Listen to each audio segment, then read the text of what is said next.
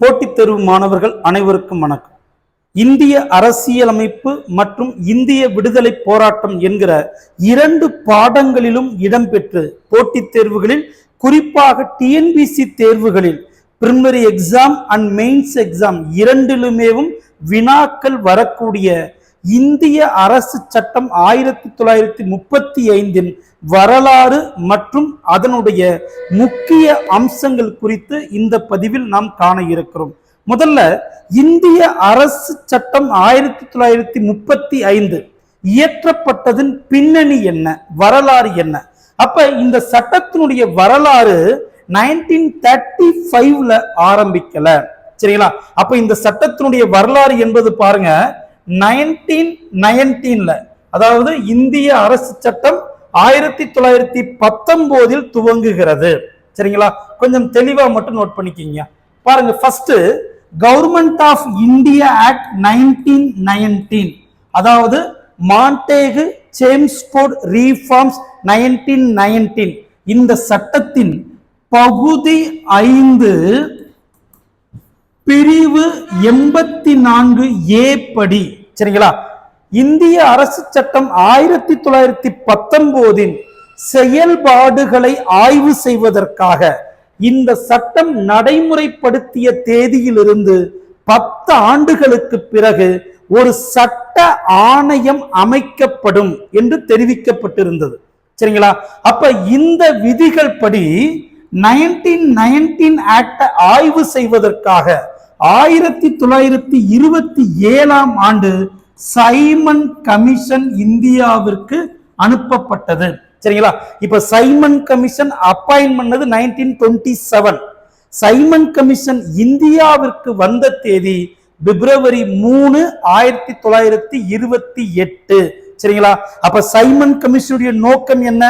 1919 ஆக்டினுடைய செயல்பாடுகளை ஆய்வு செய்து புதிய அரசியலமைப்பை இயற்றுவதற்கு, புதிய சட்டத்தை இயற்றுவதற்கான பரிந்துரைகளை வழங்குதல், சரிங்களா? அப்ப பாருங்க, பிப்ரவரி 3, 1928ல இந்தியாவுக்கு வரக்கூடிய சைமன் கமிஷன் 1929 வரை இந்தியாவில் ஆய்வு செய்து மே 1930ல சைமன் கமிஷன் தன்னுடைய பரிந்துரைகளை பிரிட்டிஷ் பாராளுமன்றத்தில் சமர்ப்பித்தது, சரிங்களா? அடுத்த நிகழ்வு பாருங்க, உங்களுக்கு எல்லாருக்குமே தெரிந்த ஆர்டிசி, அதாவது ரவுண்ட் டேபிள் கான்ஃபரன்ஸ். இப்ப இந்த வட்ட மேஜை மாநாட்டை கூட்டியது யார்? இதெல்லாம் டிஎன்பிசில கேட்கப்பட்டிருக்கக்கூடிய கேள்விகள். அப்ப வட்ட மேஜை மாநாட்டை கூட்டியவர் British prime minister Ramsay MacDonald. வட்ட மேஜை மாநாடு எதற்காக கூட்டப்பட்டது? காரணம் பாருங்க, வட்ட மேஜை மாநாட்டிற்கான காரணம் சைமன் குழுவின் அறிக்கையை விவாதித்து இந்தியாவிற்கு புதிய அரசியலமைப்பை, புதிய சட்டத்தை உருவாக்குதல். அப்ப இதற்காகத்தான் பாருங்க, ராம்சே மெக்டொனால்ட் 1930, 1931, 1932 என்கிற 3 ஆண்டுகளில் 3 வட்ட மேஜை மாநாட்டை கூட்டியிருப்பார். முதல் வட்ட மேஜை மாநாட்டை காங்கிரஸ் புறக்கணித்தது. 2வது வட்ட மேஜை மாநாட்டில் காங்கிரஸ் காந்தி கலந்து கொண்டார். 3வது வட்ட மேஜை மாநாட்டையும் காங்கிரஸ் காந்தி புறக்கணித்தார், சரிங்களா? இப்ப பாருங்க, இந்த 3 வட்ட மேஜை மாநாட்டின் முடிவில், சரிங்களா, அதாவது 3வது வட்ட மேஜை மாநாட்டின் முடிவில் ஒரு ஒயிட் பேப்பர், அதாவது வெள்ளை அறிக்கை வெளியிடப்பட்டு, அந்த வெள்ளை அறிக்கை ஆய்வு செய்யப்பட்டு பிரிட்டிஷ் பாராளுமன்றத்தில் மசோதாவாக கொண்டு வரப்பட்டு இந்தியாவில் இந்திய அரசு சட்டம் 1935 1937ல நடைமுறைக்கு வந்தது. அப்ப இந்திய அரசு சட்டம் 1935 பற்றி நமக்கு மெயின்ஸ்ல கேட்டாங்க அப்படின்னா கட்டாயம் வரலாற்று பின்னணின்னு சொல்லி நம்ம எங்க இருந்து ஆரம்பிக்கணும்? 1919 ஆக்ட், சைமன் கமிஷன், எவ்வளவு ஷார்ட்டா இந்த இன்ஃபர்மேஷன் கொடுக்கிறோமோ கொடுத்து விட வேண்டும், சரிங்களா? இப்ப அதன் பிறகு பாருங்க, இப்ப நம்ம பார்த்தது, இதுவரைக்கும் பார்த்தது கவர்மெண்ட் ஆஃப் இந்தியா ஆக்ட் 1919 இயற்றப்பட்டதற்கான பின்னணி. இப்ப இந்த சட்டத்தினுடைய முக்கிய அம்சங்கள் என்னென்ன? சரி வாங்க ஒவ்வொன்றா பார்க்கலாம். இந்தியாவை ஆட்சி செய்வதற்காக பிரிட்டிஷ் அரசாங்கம் இயற்றிய கடைசி சட்டம். அதை விட மிக முக்கியமானது, நமது அரசியலமைப்பு நடைமுறைக்கு வரும் வரை இந்தியாவில் நடைமுறையில் இருந்தது இந்திய அரசு சட்டம் 1935 விதிகள். சரிங்களா? அதாவது இன்னொரு முக்கியமான விஷயம் இருக்கிறது, பிரிட்டிஷ் அரசாங்கம் இயற்றிய சட்டங்களிலேயே மிக நீளமானது. ஏன்னா இந்த சட்டம் பாருங்க 10 அட்டவணைகளையும், அதாவது 10 ஷெட்யூல்ஸ் அண்ட் 321 ஆர்டிகல்ஸ் சரத்துக்களையும் கொண்டிருந்தது. சரிங்களா? இப்ப ஒவ்வொரு முக்கிய அம்சம் என்னன்றதை நம்ம பார்க்கலாம். இப்ப சூழ்நிலை பாருங்க தெளிவாக. 3 வட்டமேஜை மாநாட்டின் விளைவாக ஒரு வெள்ளை அறிக்கை வெளியிடப்பட்டது. இந்த வெள்ளை அறிக்கையை ஆய்வு செய்வதற்காக லின் லித்கோ பிரபு தலைமையில் ஒரு தேர்வு குழு அமைக்கப்பட்டது. லின் லித்கோ பிரபு குழுவின் பரிந்துரையின் அடிப்படையில் ஒரு மசோதா உருவாக்கப்பட்டு டிசம்பர் 19, 1934 பிரிட்டிஷ் பாராளுமன்றத்தில் சமர்ப்பிக்கப்பட்டது. அதன் பிறகு பாருங்க, ஆகஸ்ட் 4, 1935 இங்கிலாந்து அரசரின் ஒப்புதலை பெற்று ஏப்ரல் 1, 1937 இந்தியாவில் நடைமுறைக்கு வந்தது. மறந்துடக்கூடாது. அப்ப கவர்மெண்ட் ஆஃப் இந்தியா ஆக்ட் 1919, இந்திய அரசு சட்டம் 1935 எந்த தேதியில் நடைமுறைக்கு வந்ததுன்னா ஏப்ரல் 1, 1937. சரி, அப்ப இந்த சட்டத்தினுடைய முக்கிய அம்சங்கள் பாருங்க. ஏற்கனவே நான் சொல்லியிருக்கேன், மிக நீளமானது, 321 சரத்துக்களையும் 10 அட்டவணைகளையும் கொண்டிருந்தது. சரிங்களா? அப்ப முதல் முக்கியமான பாயிண்ட் பாருங்க, மாநில சுயாட்சி, ப்ரொவின்சியல் அட்டனாமி. அப்ப இதற்கு முன்பு, அதாவது கவர்மெண்ட் ஆஃப் இந்தியா ஆக்ட் 1919 படி மாநிலங்களில், அதாவது மாகாணங்களில் இரட்டை ஆட்சி முறை நடைமுறைப்படுத்தப்பட்டிருந்தது.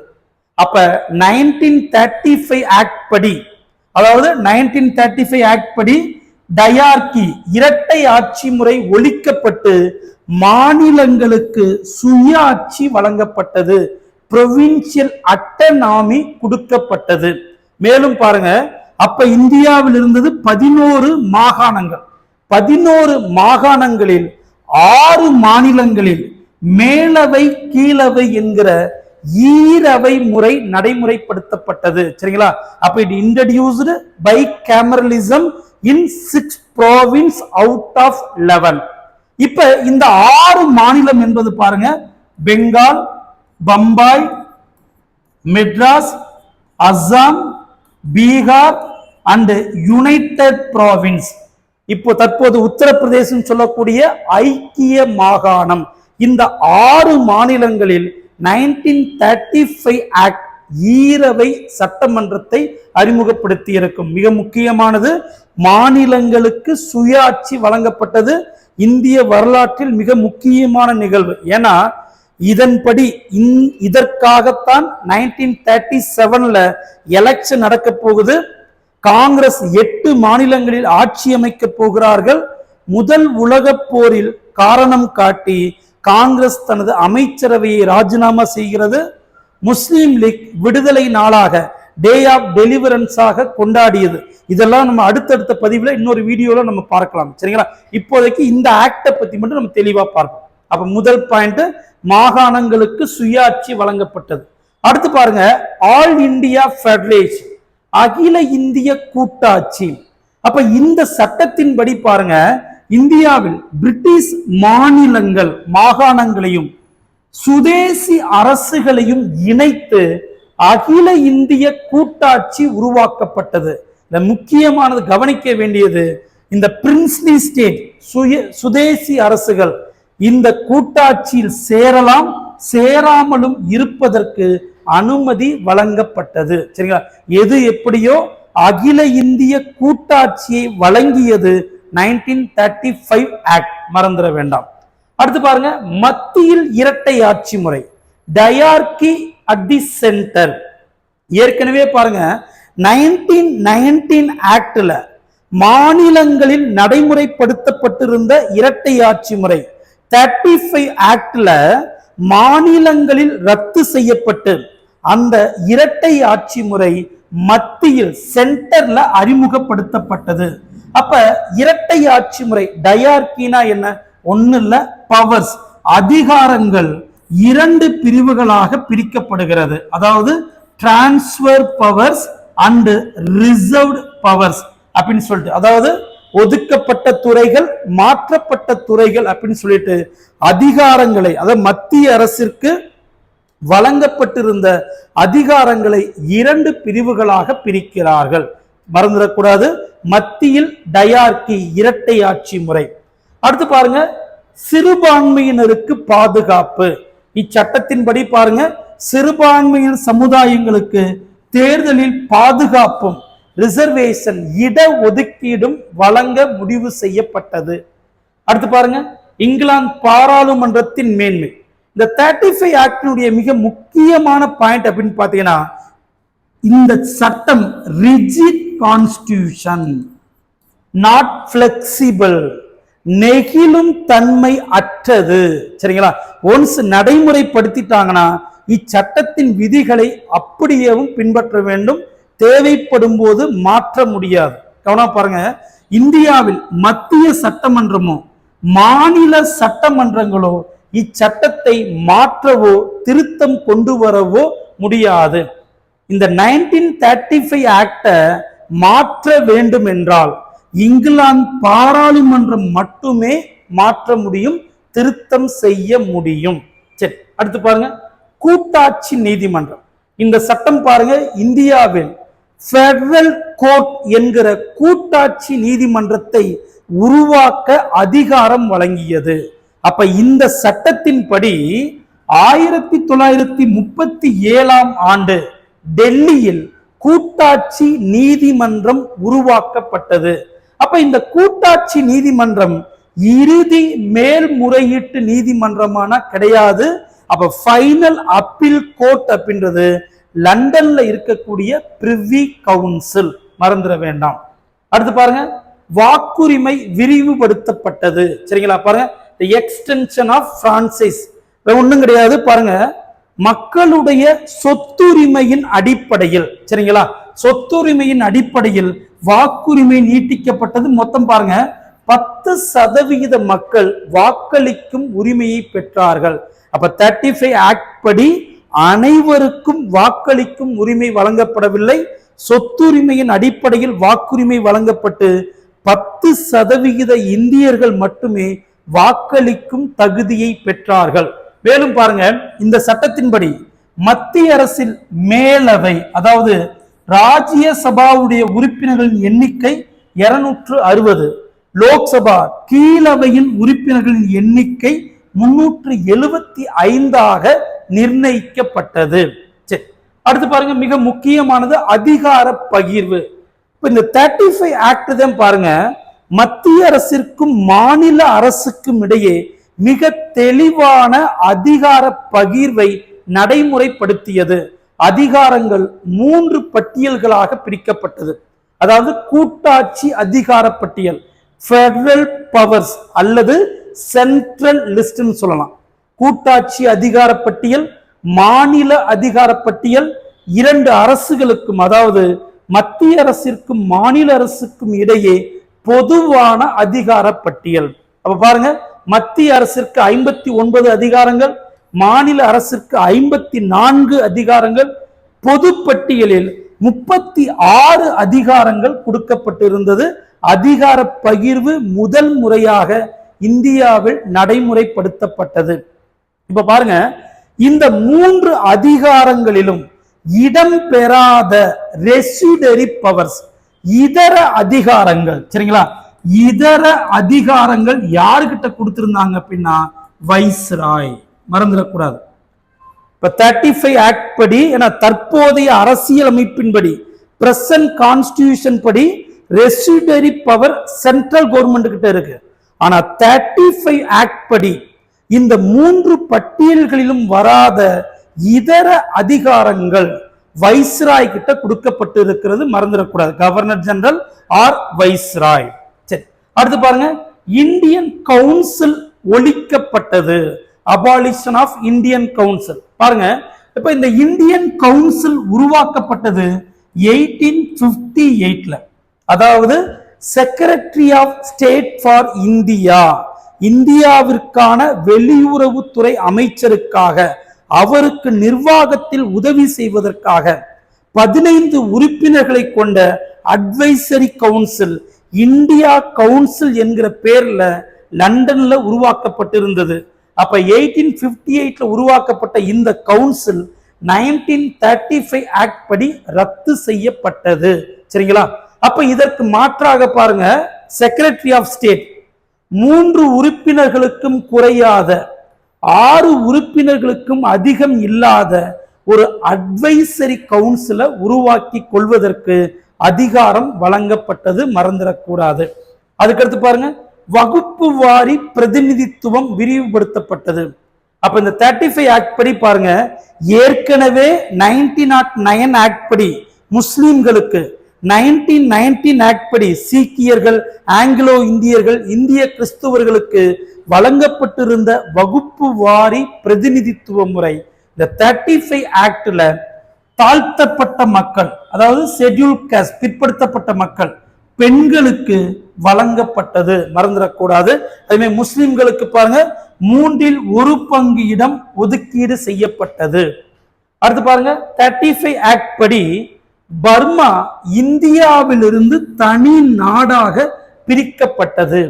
அப்ப 35 ஆக்ட் படி, ஆக்ட் வரைக்கும் பர்மா, அதாவது தற்போதைய மியான்மர் இந்தியாவோடையே இருந்திருக்கிறது. அப்ப இந்த 35 ஆக்ட் சட்டத்தின் படிதான் பர்மா இந்தியாவிலிருந்து பிரிக்கப்பட்டு தனி நாடாக மாற்றப்பட்டது. மேலும் பாருங்க, ஹைதராபாத்தின் ஒரு பகுதியாக இருந்த பெரார் ஹைதராபாத்திலிருந்து பிரிக்கப்பட்டு மத்திய மாகாணம், சென்ட்ரல் பிராவின்ஸோடு இணைக்கப்பட்டது, மறந்துடக்கூடாது. அடுத்து பாருங்க, இச்சட்டத்தினுடைய இதர முக்கியத்துவம் அப்படின்னு பாத்தீங்கன்னா, இச்சட்டம் பாருங்க, இந்தியாவில் நாணய முறையை ஒழுங்குபடுத்துவதற்கு, இந்திய ரிசர்வ் வங்கியை நிறுவுவதற்கு அதிகாரம் வழங்கியது. அதுக்கடுத்து பாருங்க, அடுத்த பாயிண்ட், ஏற்கனவே 1919 ஆக்ட் படி சென்ட்ரல் பப்ளிக் சர்வீஸ் கமிஷன் உருவாக்கப்பட்டிருந்தது. ஆனா அதே நேரத்தில் 35 ஆக்ட் மாநிலங்களில், மாகாணங்களில் பொது தேர்வாணையத்தை, பப்ளிக் சர்வீஸ் கமிஷனை உருவாக்கி கொள்வதற்கு மாநில அரசுக்கு அதிகாரம் வழங்கியது. இச்சட்டத்தின்படிதான் பாருங்க, ஒடிசா மற்றும் சிந்து தனி மாகாணங்களாக, புதிய மாகாணங்களாக உருவாக்கப்பட்டது. ரயில்வே நிர்வாகத்தை கண்காணிப்பதற்காக ரயில்வே ஆணையம், தி ஃபெடரல் ரயில்வே கமிஷன், ரயில்வே ஆணையம் தனியாக உருவாக்கப்பட்டது. அதே மாதிரி மத்திய மாநில கணக்குகளை ஆடிட் பண்ணுவதற்காக, தணிக்கை செய்வதற்காக இந்தியன் ஆடிட்டர் ஜெனரலை நியமிப்பதற்கு இச்சட்டம் அதிகாரம் வழங்கியது. சரி பாருங்க, தற்போதைய அரசியல் அமைப்பில் 50% மேற்பட்டவை இந்த சட்டத்திலிருந்து எடுக்கப்பட்டது. சரிங்களா? கட்டாயம் பிரிலிமினரி எக்ஸாமுக்கும் ரிப்பீட்டடா கேள்வி இருந்திருக்கு, மெயின்ஸ் எக்ஸாமுக்கும் ரிப்பீட்டடா கேள்வி இருந்திருக்கிறது. ஸோ மாணவர்கள் மெயின்ஸ் எக்ஸாம்ல எழுதும் போது பின்னணி எழுதிட்டு முக்கிய அம்சங்கள்னு முடிச்சிடணும். சரிங்களா? அடுத்து பாருங்க, இச்சட்டத்தை பற்றிய ஜவஹர்லால் நேருனுடைய கூற்றுக்கள் பாருங்களேன். ஏப்ரல் 29, 1935 சரிங்களா, லக்னோவில் ஜவஹர்லால் நேரு தலைமையில் கூடிய காங்கிரஸ் கூட்டமானது இச்சட்டத்தை வன்மையாக கண்டித்திருக்கிறது. சரிங்களா? இச்சட்டத்தை கண்டித்த ஜவஹர்லால் நேரு பாருங்க, இச்சட்டம் அடிமைத்தனத்தின் புதிய சாசனம் என்று குறிப்பிடுகிறார். மேலும் பாருங்க, ஜவஹர்லால் நேரு கூறிய இன்னொரு கூற்றும் உண்டு, அதாவது ஸ்ட்ராங் மெஷின் வித்தவுட் இன்ஜின். சரிங்களா? அப்ப இன்ஜின் இல்லாத இயந்திரமாக இச்சட்டம் வழங்கப்பட்டு இருக்கிறது. ஏன்னா அதிகார பகிர்வுல ரெவன்யூ, வருவாய் வரக்கூடிய அதிகாரங்கள் எல்லாம் மத்திய அரசிடமும், வருவாய் அல்லாத நிர்வாக அதிகாரங்கள் மாநில அரசிடமும் வழங்கப்பட்டிருக்கும். அதனாலதான் இச்சட்டத்தை ஜவஹர்லால் நேரு அடிமைத்தனத்தின் புதிய சாசனம் என்றும் ஸ்ட்ராங் மெஷின் வித்தவுட் இன்ஜின் என்றும் குறிப்பிட்டிருக்கிறார். வன்மையாக இச்சட்டத்தை கண்டித்திருக்கிறார். சரிங்களா? அப்ப தெளிவாக ஒவ்வொரு பாயிண்டையும் தெளிவா நோட் பண்ணுங்க. தேர்விற்கு மிக முக்கியமான பகுதி. இச்சட்டத்தினுடைய தொடர்ச்சியாக இந்தியாவில் நடைபெற்ற மாநில தேர்தல், காங்கிரஸ் வெற்றி பெறுதல், அப்புறம் காங்கிரஸ் தனது அமைச்சரவையை ராஜினாமா செய்தல் பற்றி அடுத்த பதிவில் நாம் பார்க்கலாம். நன்றி.